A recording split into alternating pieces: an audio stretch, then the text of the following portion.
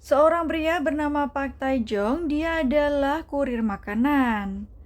Tae-jong adalah pria yang sangat giat bekerja hingga menghasilkan beberapa uang demi menghidupi dirinya dan juga sang adik. Suatu malam, dia akan mengantarkan makanan dan mengambil makanannya di sebuah resto. Tiba-tiba, pengendara mobil merah langsung mengambil makanan itu dan juga membuangnya. Tentu saja hal itu membuat Tae-jong sangat murka hingga dia pun mengejar mobil tersebut. Dengan rasa marah dan juga kesal, Tae-jong berhasil untuk mengejar mobil merah tersebut. Nah, Tae-jong akhirnya berhasil untuk menyalip mobil itu dan juga menghentikannya. Tae-jong pun keluar dengan mengambil makanan sisa serta melemparnya ke penumpang mobil merah. Dia meminta pria itu untuk membayar makanan tersebut. Selanjutnya, dia mampir ke akademi untuk menghampiri adiknya.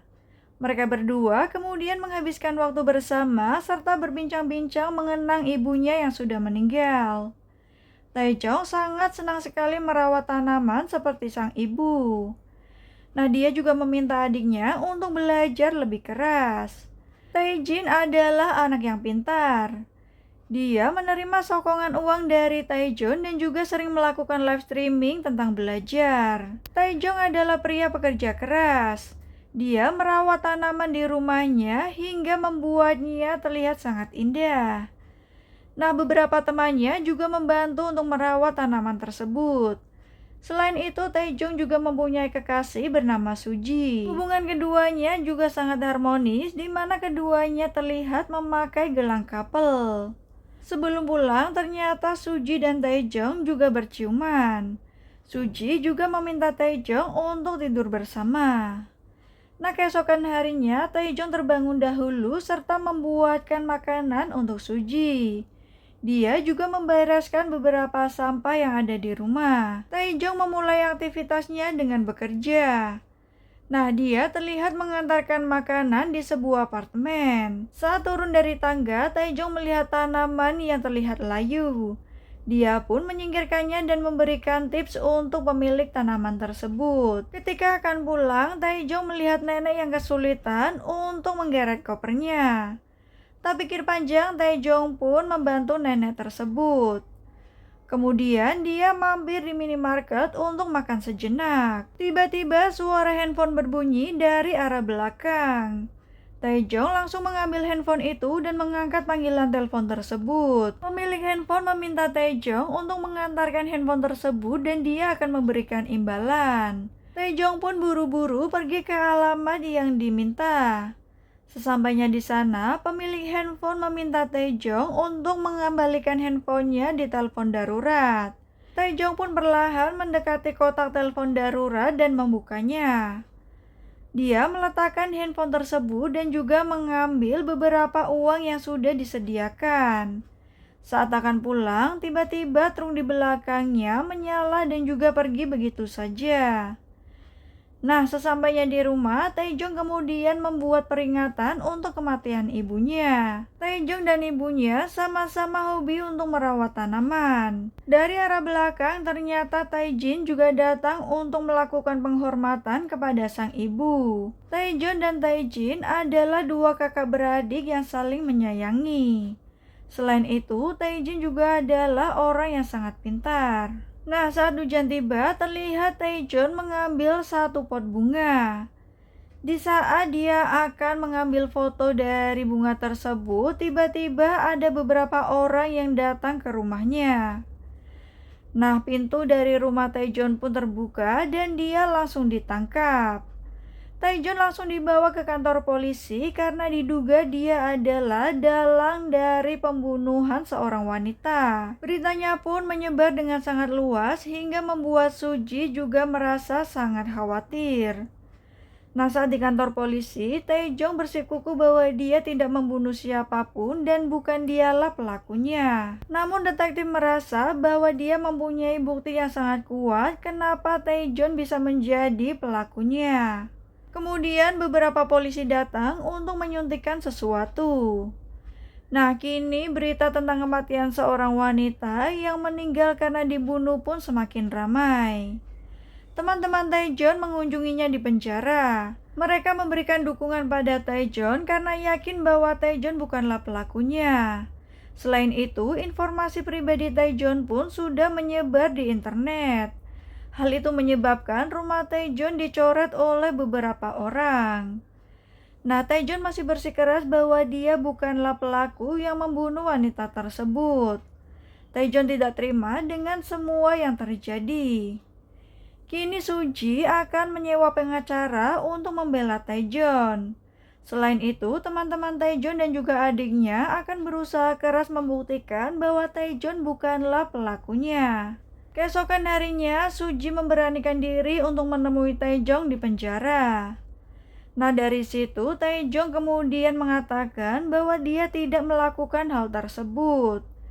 Dia meminta Suji untuk mempercayainya. Suji yakin bahwa Taejong tidak melakukan hal tersebut.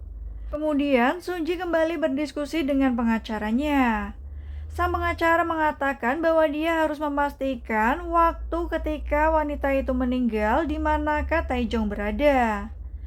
Nah, kini semuanya mulai bergerak dan Taejong kembali diinvestigasi. Teman-teman Taejong, adiknya dan juga Suji mulai melacak keberadaan Taejong saat itu. Mereka membuktikan dari beberapa pengantar makanan yang dilakukan oleh Taejong. Dan kemana sajakah Taejong pergi saat itu? Taejin juga meminta Taejong untuk mengingat kembali lokasi-lokasi yang dia kunjungi di hari tersebut. Nah, kini semua data sudah lengkap dan pengacara mereka yakin bahwa mereka bisa memenangkan persidangan. Keesokan harinya sidang dimulai. Taejong berterima kasih kepada Suji dan juga teman-temannya. Pengacara mereka pun membeberkan semua bukti yang sudah didapat. Taejong kemudian diminta untuk duduk di tengah karena jaksa penuntut umum akan memberikan pertanyaan. Saat Taejong mengantarkan makanan di sebuah apartemen, ternyata korban juga tinggal di apartemen yang sama. Taejong cukup lama mengantarkan makanan tersebut, tetapi sebenarnya dia sedang memindahkan pot yang ada di tangga. Selain itu, Taejong juga terlihat membawa sebuah koper. Dan koper yang diseret oleh Taejong adalah koper yang sama di mana korban ditemukan. Hal itu membuat Taejong tidak bisa untuk berkata-kata. Selain itu, jaksa juga mengatakan bahwa handphone korban berada di tangan Taejong. Nah, Taejong kesulitan untuk menjawab semua pertanyaan tersebut dan berusaha untuk menjelaskannya. Taejong juga berada di lokasi tidak jauh dari korban ditemukan. Selain itu, darah yang ada di rumah korban juga mempunyai DNA yang sama. Nah, Suji yang melihat foto itu mulai terlihat panik karena gelang kapal mereka juga terlihat di lokasi tersebut. Taejong tidak bisa untuk mengelak lagi karena DNA yang dihasilkan sangat akurat. Taejong pun berusaha untuk memohon karena dia ingin menjelaskannya. Tetapi Taejong buru-buru dibawa masuk dan semua orang terlihat sangat sedih. Begitu pula dengan Suji yang tidak percaya dengan yang dia lihat. Suji akhirnya bertemu dengan Taejong secara empat mata. Dia bertanya di manakah gelang kapal miliknya. Taejong mengatakan bahwa kemungkinan gelang itu jatuh di kamar Taejin. Namun Suji melihat bahwa gelang itu ada di lokasi pembunuhan wanita tersebut. Suji pun kemudian mengembalikan gelang itu kepada Taejong. Kini Taejong pun resmi ditangkap dan dia akan dimasukkan ke dalam sel penjara. Walaupun sebenarnya dia tidak bersalah, tetapi semua bukti mengarah kepada dia. Taejong kini harus dipenjara.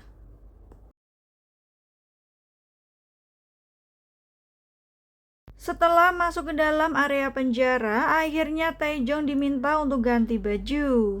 Dia pun resmi ditahan atas tuduhan pembunuhan. Tiba-tiba seorang pengacara bernama Kim Sang-rak datang menemuinya untuk menawarkan bantuan. Dia percaya bahwa Taejong tidak melakukan kesalahan. Kim Sang-rak meminta Taejong untuk memberitahu semua rahasia yang mungkin bisa membantunya.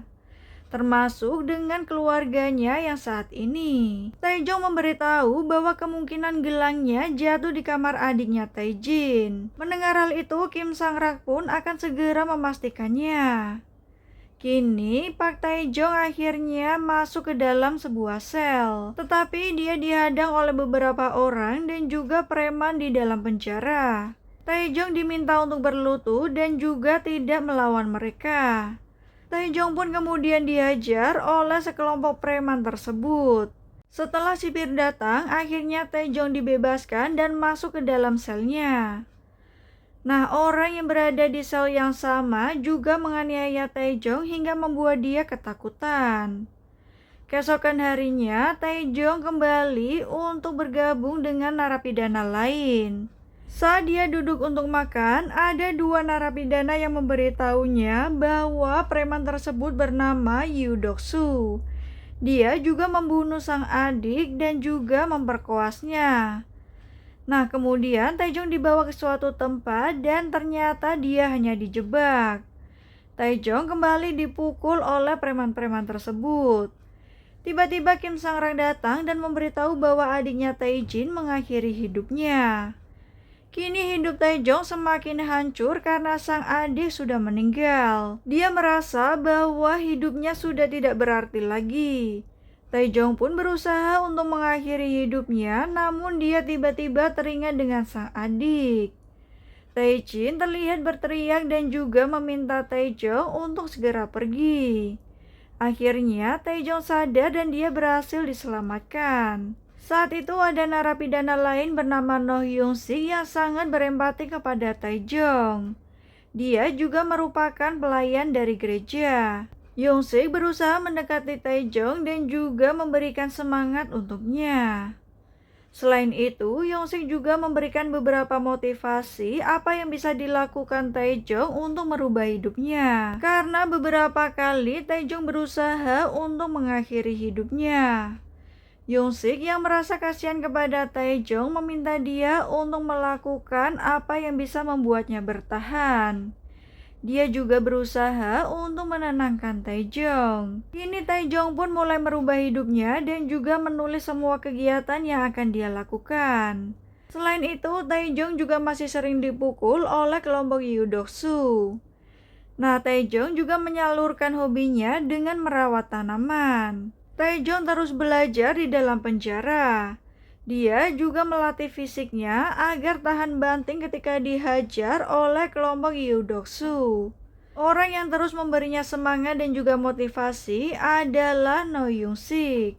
Berkat dirinya, kini Taejong bisa bangkit dari keterpurukan. Taejong terlihat semakin kuat dan juga semakin siap. Hingga akhirnya waktu berjalan 5 tahun kemudian. Seorang pria bernama An Yo-han terlihat menelpon seseorang. Nah, dia ternyata dalang dari semua itu. Nah, akan ada target selanjutnya.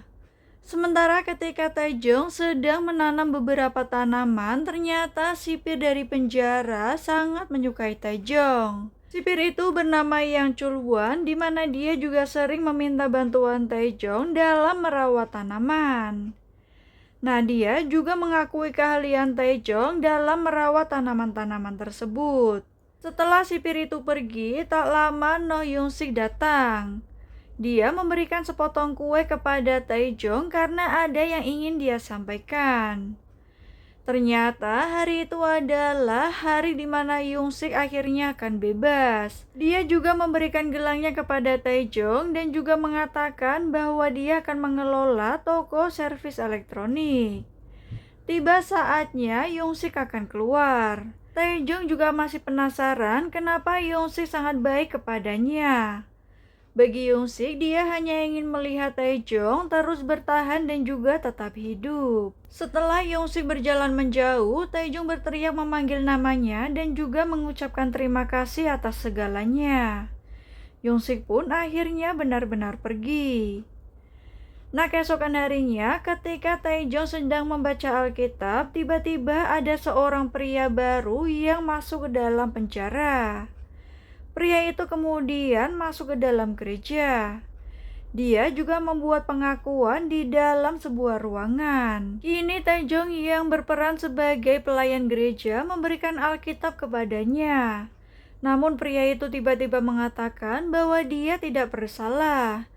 Dia hanya mengambil sebuah handphone karena seseorang akan memberikan upah. Kemudian ibunya juga tiba-tiba meninggal dengan cara mengakhiri hidupnya. Nah, seorang pengacara datang dan juga berniat untuk membantunya. Dia merasa bahwa dirinya sedang dijebak. Kartu nama yang diberikan ternyata sama seperti yang dimiliki oleh Taejong dan pengacara itu bernama Kim Sang-rak. Hal itu membuat Taejong akhirnya tersadar bahwa mereka sedang dijebak. Keesokan harinya, tahanan baru tersebut tiba-tiba meninggal dengan menelan beberapa kertas dari Alkitab. Hal itu membuat Taejong semakin marah dan juga semakin kesal. Tak lama, Taejong meminta Kim Sang-rak untuk segera datang. Dia membahas tahanan baru yang baru saja meninggal karena mengakhiri hidupnya. Sebelumnya, Kim Sang-rak mengatakan akan membantu dia. Tetapi ternyata hal itu sama dengan apa yang dialaminya dulu. Hal itu pun membuat Taejong semakin murka karena hal yang sama terjadi kepada dia saat adiknya meninggal. Setelah mendengar semua kebohongan Kim Sang-rak, Taejong mulai murka hingga menyerangnya.